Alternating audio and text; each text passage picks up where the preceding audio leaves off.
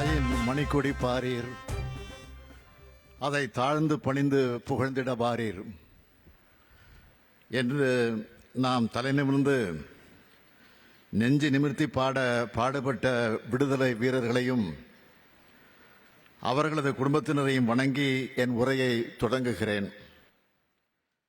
தமிழ்நாடு சட்டப்பேரவையினுடைய தலைவர் மாண்புமிகு அப்பாவு அவர்களே, துணை முதலமைச்சர் உள்ளிட்ட மாண்புமிகு அமைச்சர் பெருமக்களே, சட்டமன்ற நாடாளுமன்ற உள்ளாட்சி அமைப்புகளின் மக்கள் பிரதிநிதிகளே,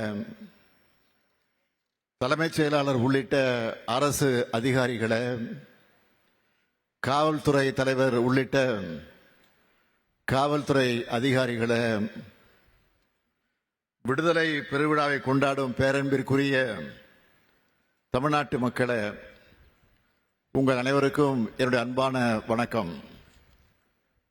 நாட்டு மக்கள் அனைவருக்கும் எனது மனமார்ந்த விடுதலை நாள் நல்வாழ்த்துக்களை தெரிவிக்கும் அதே வேளையில், நாம் இன்று விடுதலை காற்றை சுவாசிக்க காரணமாய் விளங்கும் தியாகிகளை போற்றி அவர்களது உன்னத நோக்கங்கள் நிறைவேற நாளும் உழைக்க உறுதி எடுத்துக்கொள்வோம்.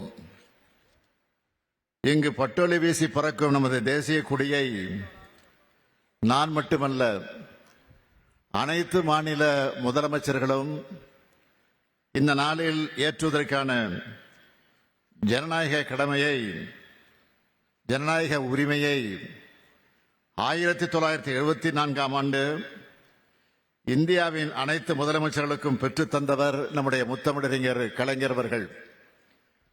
தமிழ்நாட்டை 5 முறை ஆட்சி செய்த முத்தமிழறிஞர் கலைஞரின் வழி நடக்கக்கூடிய திராவிட மாடல் ஆட்சியில் 5வது ஆண்டாக தேசிய கொடியை ஏற்றி வைக்கக்கூடிய வாய்ப்பை நான் பெற்றமைக்கு பெருமை அடைகிறேன். இந்த வாய்ப்பை எனக்கு வழங்கிய தமிழ்நாட்டு மக்களுக்கு எனது மனமார்ந்த நன்றியை தெரிவித்துக் கொள்கிறேன். நமது நாட்டின் பன்முகத்தன்மையின் அடையாளமாக விளங்கும் மூவண்ண கொடிக்கு கம்பீரமாக வணக்கம் செலுத்துவதும் தியாகிகளை போற்றுவதும் நமது வாழ்நாள் கடமை மட்டுமல்ல, நாட்டுக்கும் தியாகிகளுக்கும் செலுத்தும் மரியாதை. குமரி முதல் இமயம் வரை விரிந்த இந்த இந்திய நாட்டின் குறிப்பிட்ட சிலரோ சில பகுதியினரோ மட்டும் போராடி பெற்றதல்ல இந்த விடுதலை. நாடு முழுவதும் அனைத்து மாநில மக்களும், அனைத்து தேசிய இன மக்களும், அனைத்து மொழியினரும், அனைத்து மத பிரிவை சேர்ந்தவர்களும், அனைத்து பண்பாட்டை பின்பற்றக்கூடியவர்களும் தங்களது வியர்வையை, இரத்தத்தை, உணர்வை, உயிரை கொடுத்து பெற்றது இந்த விடுதலை. அதனால்தான் அனைவருக்குமான இந்தியாவாக நமது நாடு எப்போதும் இருக்க வேண்டும் என்று நமது தலைவர்கள் கனவு கண்டார்கள். அவர்களது கனவை நிறைவேற்றுவதுதான் அவர்களுக்கு செலுத்தக்கூடிய உண்மையான புகழஞ்சலி. தியாகத்தில், போராட்டத்தில், களத்தில் செலுத்தவர்கள் அல்ல, தமிழ்நாட்டை சார்ந்தவர்கள் என்பதை வரலாறு சொல்லும். அந்த தியாகிகள் பெயரளவில் நினைவு கூர்ந்து மறப்பவர்கள் நாம். அதன் அடையாளம்தான் இன்றைக்கு தமிழ்நாட்டில் பார்க்கும் விடுதலை போராட்ட வீரர்களுக்கான மணிமண்டபங்கள், சிலைகள். இவற்றில் பெரும்பாலும் திராவிட முன்னேற்றக் கழக ஆட்சியில்தான் உருவாக்கப்பட்டன.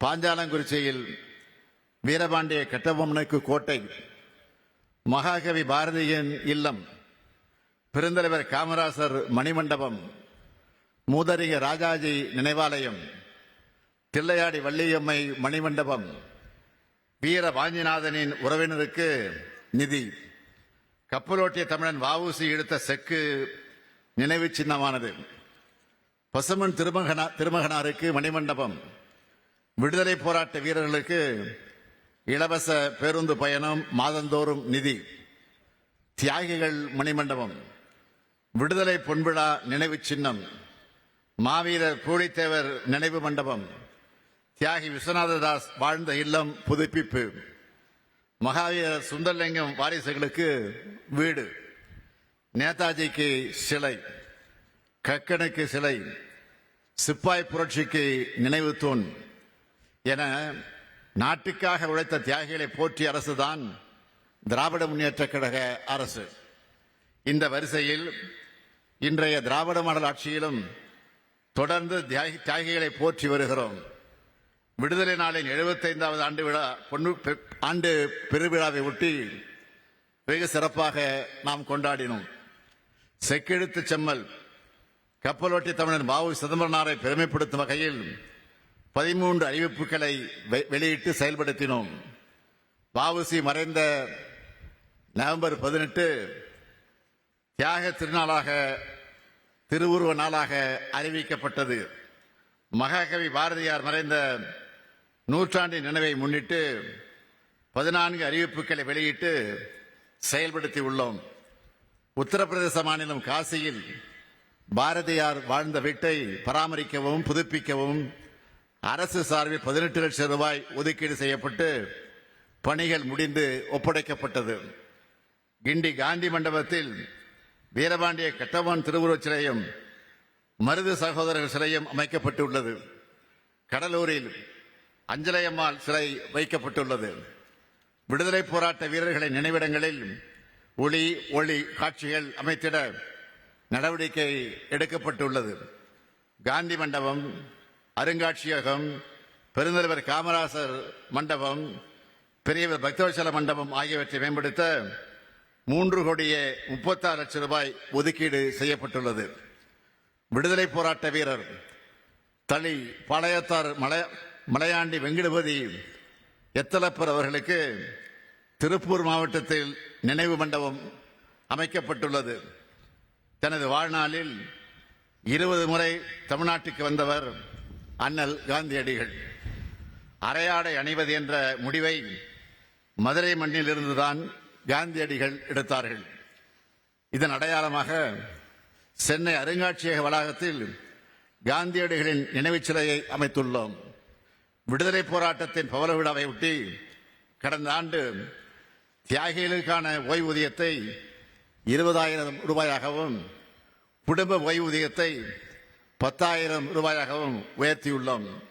அதேபோல் விடுதலை போராட்ட வீரர்களின் வழித்தோன்றல்களுக்கும் தொடர்ந்து உதவிகளை செய்து வருகிறோம்.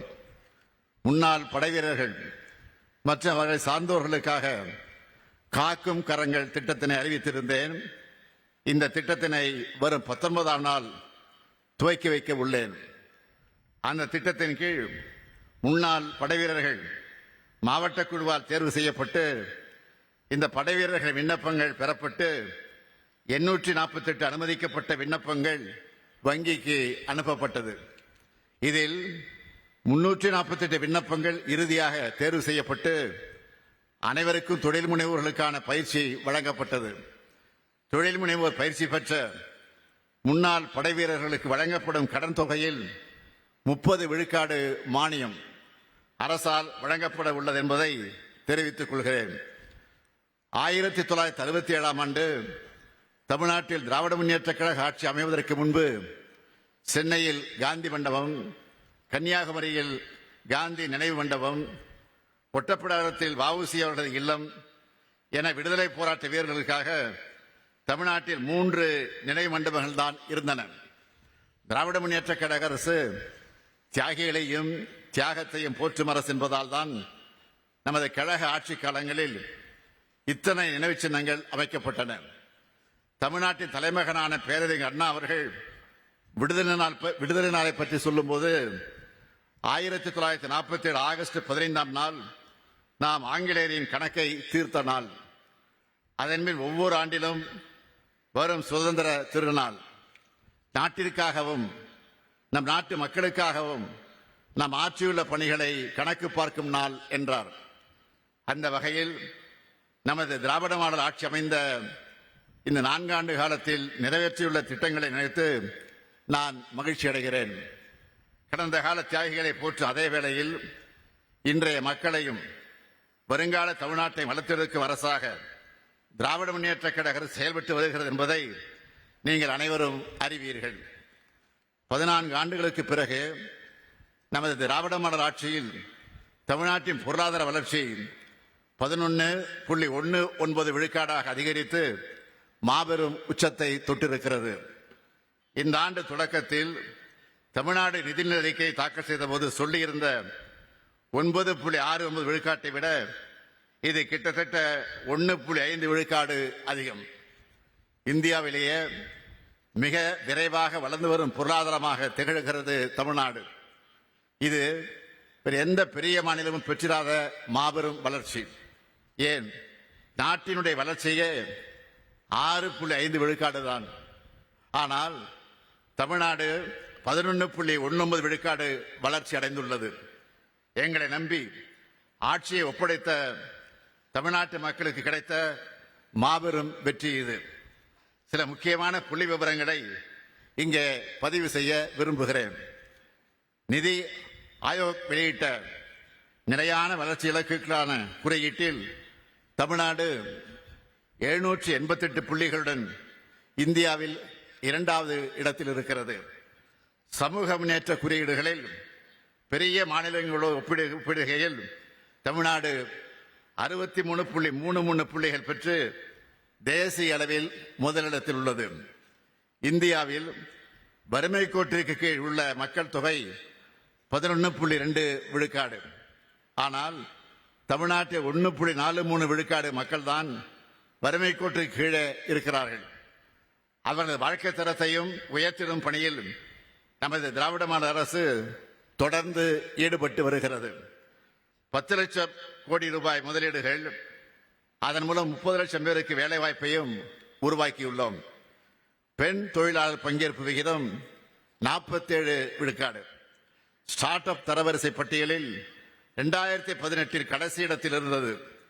முதலிடத்திற்கு முன்னேறி இப்போது பெஸ்ட் பெர்ஃபார்மர் ஏற்றுமதி தயார் நிலையில் குறியீட்டில் இந்திய நாட்டிலேயே 80.89 புள்ளிகளுடன் முதலிடம். மின்னணு சாதனங்கள் ஏற்றுமதியில் தேசிய அளவில் 37 விழுக்காடு பெற்று நாட்டிலேயே முதன்மை மாநிலம்.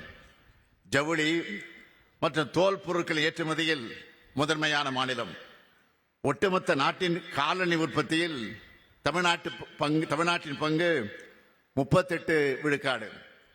2024 ஆண்டிற்கான இந்திய விளையாட்டு விருதுகளில் விளையாட்டுகளை ஊக்குவிக்கும் சிறந்த மாநிலம் நமது தமிழ்நாடு.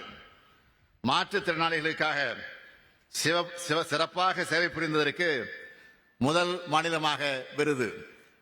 மகப்பேறு சிக்கல்கள் உள்ள கர்ப்பிணி தாய்மார்களை கண்டறிந்து சிகிச்சை வழங்குவதில் தேசிய அளவில் தமிழ்நாடு முதலிடம். காசநோயை ஒழிக்க தமிழ்நாடு எடுத்து வரும் முயற்சிகளை பாராட்டி தமிழ்நாட்டில் 9 மாவட்டங்களுக்கு விருதுகள். காகிதமில்லா சட்டமன்ற திட்டத்தினை மிக சிறப்பாகவும் விரைவாகவும் செயல்படுத்தியமைக்காக ஒன்றிய நாடாளுமன்ற விவகாரத்துறை அமைச்சகம் விருது. உணவு பதப்படுத்தும் குறு சிறு நிறுவனங்களின் சிறந்த செயல்திறனுக்காக விருது. மாநில கூட்டுறவு வங்கியின் சிறந்த சேவைக்கான விருது. மக்களை தேடி மருத்துவம், இந்த திட்டத்துக்கு ஐநா சபையிலேயே விருது. இப்படி பல்வேறு விருதுகளை பெற்று சிறப்பான மாநிலமாக, உன்னதமான மாநிலமாக தமிழ்நாடு இருக்கிறது. சமூக நீதி, சமத்துவம், சுயமரியாதை, மொழிப்பற்று, இன உரிமை, மாநில சுயாட்சி ஆகிய கருத்தியல்கள் அடித்தளத்தில் நிற்கும் ஆட்சிதான் திராவிட மாடல் ஆட்சி. தொழில் வளர்ச்சி, சமூக மாற்றம், கல்வி மேம்பாடு ஆகிய அனைத்தும் ஒரே நேரத்தில் நடக்க வேண்டும். வளர்ச்சி என்பது பொருளாதார வளர்ச்சியாக மட்டுமல்ல, சமூக வளர்ச்சியாக இருக்க வேண்டும். பொருளாதாரம், கல்வி, சமூகம், சிந்தனை, செயல்பாடு ஆகிய 5ம் ஒரு சேர வளர வேண்டும். அதுதான் தந்தை பெரியாரும் பேரறிஞர் அண்ணாவும் முத்தமிழறிஞர் கலைஞரும் காண விரும்பிய வளர்ச்சி. அதுதான் திராவிட மாடல் வளர்ச்சி. கடந்த 4 ஆண்டு காலத்தில் தமிழ்நாடு அடைந்துள்ள வளர்ச்சியை பாருங்கள். அது ஒற்றைத்துறை வளர்ச்சியாக இல்லாமல் பல்துறை வளர்ச்சியாக இருக்கிறது. அனைத்து மாவட்டங்களும் வளர்ந்து வருவதை நீங்கள் பார்க்கலாம். அனைத்து மக்களும் சமூக பிரிவும் வளர்ந்து வருவதை நீங்கள் காணலாம். மகளிரின் நம்பிக்கையை உயர்த்தியிருக்கும் 1,14,00,000 பெண்களுக்கு மாதந்தோறும் உரிமை தொகை வழங்கும் கலைஞர் மகளிர் உரிமை திட்டம், மகளிரின் சேமிப்பையும் சமூக பங்களிப்பையும் அதிகரித்துள்ள பேருந்துகளில் கட்டணமில்லா விடியல் பயணம், மாணவர்களிடையே கல்வி புரட்சியை உருவாக்கியுள்ள திட்டங்கள் புதுமை பெண், தமிழ் புதல்வன், நான் முதல்வன், 18 லட்சம் பள்ளி மாணவர்களின் மன வலிமையும் உடல் வலிமையும் அறிவு வலிமையும் அதிகரித்துள்ள காலை உணவு திட்டம். அது மட்டுமல்ல, மக்களுக்கு நெருக்கமாக செல்லக்கூடிய திட்டங்கள் உங்களுடன் ஸ்டாலின், நலம் காக்கும் ஸ்டாலின், 21 லட்சம் முதியோர், மாற்றுத்திறனாளிகளின் இல்லம் தேடி ரேஷன் பொருட்களை வழங்கக்கூடிய தாயும் மாணவர் திட்டம். இப்படி சொல்லிக்கொண்டே போகலாம். ஏழை எளிய மக்களின் தேவைகளை உணர்ந்து அவர்கள் கேட்பதற்கு முன்பாகவே அவற்றை நிறைவேற்றி தரக்கூடிய அரசு உங்கள் திராவிட மாடல் அரசு. இந்த திராவிட மாடல் அரசு இந்த தீர விடுதலை திருநாளிலும் 9 முக்கியமான அறிவிப்புகளை வெளியிடுவதில் நான் மட்டற்ற மகிழ்ச்சி அடைகிறேன். முதல் அறிவிப்பு, மாநில அரசு விடுதலை போராட்ட வீரர்களுக்கு தற்போது வழங்கி வரக்கூடிய மாதாந்திர ஓய்வூதியம் 22,000 ரூபாயாக உயர்த்தி வழங்கப்படும். இரண்டாவது அறிவிப்பு, மாநில அரசு விடுதலை போராட்ட தியாகிகளின் குடும்பங்களுக்கு தற்போது வழங்கி வரும் மாதாந்திர குடும்ப ஓய்வூதியம் 12,000 ரூபாயாக உயர்த்தி வழங்கப்படும். மூன்றாவது அறிவிப்பு, வீரபாண்டிய கட்டபொம்மன் வழித்தோன்றர்கள், முன்னாள் ராமநாதபுரம் மன்னர் முத்துராமலிங்க விஜய ரகுநாத சேதுபதியின் வழித்தோன்றர்கள், சிவகங்கை மருது சகோதரர்கள் வழித்தோன்றர்கள் மற்றும் வாவு சிதம்பரனார் வழித்தோன்றல் பெற்று வரக்கூடிய மாதாந்திர சிறப்பு ஓய்வூதியம் 11,000 ரூபாயாக உயர்த்தி வழங்கப்படும். நான்காவது அறிவிப்பு, 2ஆம் உலகப் போரில் பங்கேற்ற தமிழ்நாட்டை சார்ந்த முன்னாள் படைவீரர்களுக்கு வழங்கப்படும் ஆயுட்கால மாதாந்திர நிதி உதவி 15,000 ரூபாயாக உயர்த்தி வழங்கப்படும். ஐந்தாவது அறிவிப்பு, 2ஆம் உலகப் போரில் பங்கேற்ற வீரர்களின் கைம்பெண்களுக்கு வழங்கப்படும் ஆயுட்கால மாதாந்திர நிதி உதவி 8,000 ரூபாயாக உயர்த்தி வழங்கப்படும். ஆறாவது அறிவிப்பு, தமிழ்நாட்டை சார்ந்த முன்னாள் படைவீரர்கள் வசதிக்காக சென்னை மாதவரத்தில் 33,000 சதுர அடி பரப்பளவில் உள்கட்டமைப்புடன் கூடிய முன்னாள் படைவீரர்கள் தங்கும் விடுதி 22 கோடி ரூபாய் மதிப்பீட்டில் கட்டப்படும். ஏழாவது அறிவிப்பு, தமிழ்நாட்டின் மலைப்பகுதியில் செயல்படுத்தப்படும் கட்டணமில்லா விடியல் பயண திட்டம் மாற்றுத்திறனாளிகளுக்கும் விரிவுபடுத்தப்படும். எட்டாவது அறிவிப்பு, ஓட்டுநர் பயிற்சி பெற மாநில அளவில் ஒரு பயிற்சி மையம், மண்டல அளவில் 2 பயிற்சி மையங்கள் மற்றும் மாவட்டத்திற்கு ஒரு ஓட்டுநர் பயிற்சி பள்ளி ஆகியவை தொடங்கப்படும். ஒன்பதாவது அறிவிப்பு, தமிழ்நாடு கட்டுமான தொழிலாளர்கள் நல வாரியத்தில் பதிவு பெற்ற தொழிலாளர்களின் குழந்தைகள் கல்லூரியில் படிக்கும் போது திறனை மேம்படுத்தி வேலைவாய்ப்பு பெற நவீன தொழில்நுட்பங்களில் 10,000 மாணவர்களுக்கு 15 கோடி ரூபாய் செலவில் இணைய வழியில் திறன் மேம்பாட்டு பயிற்சி வழங்கப்படும். இந்த 9 அறிவிப்புகளும் விரைவில் செயல்படுத்தப்படும். வேற்றுமையில் ஒற்றுமையும், ஒற்றுமையின் மூலமாக ஒருமைப்பாட்டையும், ஒருமைப்பாட்டின் மூலமாக ஒன்றுபட்ட வளர்ச்சியும் வழங்க வேண்டும். ஒன்றுபட்ட வலிமையே நாட்டின் வலிமை. பல மாநிலங்கள், பல மொழிகள், பல பண்பாடுகள், பல மதங்களை சார்ந்த கோடிக்கணக்கான மக்களை உள்ளடக்கிய துணை கண்டம்தான் இந்தியா. அனைத்து வேற்றுமைகளையும் கடந்து நாம் பீடுநடை போட அனைவரும் இந்தியராய் ஒருங்கிணைந்து செயல்பட காரணம் நமது அரசியலமைப்பு சட்டம். புரட்சியாளர் அம்பேத்கர் அவர்கள் வகுத்தளித்த இந்த வரலாற்று சாசனத்தில் ஒன்றிய அரசும் மாநில அரசுகளும் இணைந்து மக்கள் பணியாற்றுவதற்கு தேவையான அதிகார பகிர்வு தெளிவாக வரையறுக்கப்பட்டுள்ளது. ஆனால் கடந்த 75 ஆண்டுகளில் நமது அரசியல் களம் கண்ட மாற்றங்களால் இந்த அதிகார பகிர்வில் மாநில அரசுகளின் பங்கு தொடர்ந்து குறைந்து வருவது வருத்தமளிக்கிறது. மேலும் கடந்த சில ஆண்டுகளாக பல்வேறு துறைகளில் மாநில அரசின் உரிமைகளை பறிக்கும் முயற்சிகளையும் ஒன்றிய அரசு மேற்கொண்டு வரக்கூடிய நிலையும் நாம் காண்கின்றோம். மக்களின் எதிர்பார்ப்புகளை நிறைவேற்றிட மக்களுக்கு அருகிலிருந்து செயல்படும் மாநில அரசுகளுக்கு படிப்படியாக கூடுதல் அதிகாரங்கள் தேவைப்படும் சூழலில் இதற்கு நேர்மாறாக கல்வி, மருத்துவம் போன்ற முக்கிய துறைகளில் மாநில அரசின் உரிமைகளை தொடர்ந்து பறிக்கப்படுகின்றன. ஒன்றிய அரசின் சட்டங்கள் மூலமாகவும் நீதிமன்ற தீர்ப்புகளாலும் மாநில அரசுகளுக்கான நிதி பங்கீட்டிலும் திட்டங்களிலும் ஒன்றிய அரசு காட்டும் பாரபட்சத்தாலும் ஒன்றிய அரசை சார்ந்திருக்கக்கூடிய நிலைக்கு மாநில அரசுகள் தள்ளப்பட்டு வருகின்றன. இவற்றை கலைந்திட ஒன்றிய மாநில அரசுகளுக்கிடையான அதிகாரம் மற்றும் நிதி பகிர்வில் மாநில அரசுகளின் பங்கினை மீட்டெடுத்திட அரசியல் பூர்வமான சட்ட நடவடிக்கை எடுப்பதுதான் ஒரே தீர்வு. இதற்கான முன்முயற்சிகளை நிறைவேற்றி முடிப்பதற்கான தக்க தருணம் தற்போது வந்துவிட்டது என இந்த விடுதலை நாளில் உறுதியாக நம்புகிறேன். மாநிலத்துக்கு கிடைக்க வேண்டிய, தரப்பட வேண்டிய நிதியை எப்போதும் போராடி வாதாடி வழக்கு போட்டு பெற வேண்டிய நிலைமையில் இருப்பது கூட்டாட்சி இந்தியாவுக்கு அழகல்ல. இது மாநிலத்தின் வளர்ச்சியை பாதிக்கும், இந்தியாவின் வளர்ச்சியை பாதிக்கும். சுய சார்புடனும் தனித்துவமான அடையாளங்களுடன் ஒவ்வொரு மாநிலமும் செழித்து வளரும் போதுதான் ஒன்றுபட்ட வலிமையான இந்திய திருநாடு உலக அரங்கில் உயர்ந்து நிற்கும். தமிழ்நாட்டின் உன்னதமான கோட்பாடுகளை இந்தியா முழுமைக்கும் செயல்படுத்தி காட்டும் கடமையும் பொறுப்பும் நமக்கு உண்டு. தமிழ்நாட்டு மக்களுக்கு உங்களில் ஒருவனாக, இந்திய நாட்டு மக்களுக்கு தமிழ்நாட்டின் முதலமைச்சராக எனது மனமார்ந்த விடுதலை நாள் நல்வாழ்த்துக்களை மீண்டும் தெரிவித்து எனது உரையை நிறைவு செய்கிறேன். நன்றி, வணக்கம். ட்ரெண்ட ஃப்ரெண்ட் ஆக்கிக்கோங்க. தந்தி டிவியின் சப்ஸ்கிரைபர்ஸ் அண்ட் ஃபாலோவர்ஸ் குடும்பத்துல நீங்களும் இணையுங்க.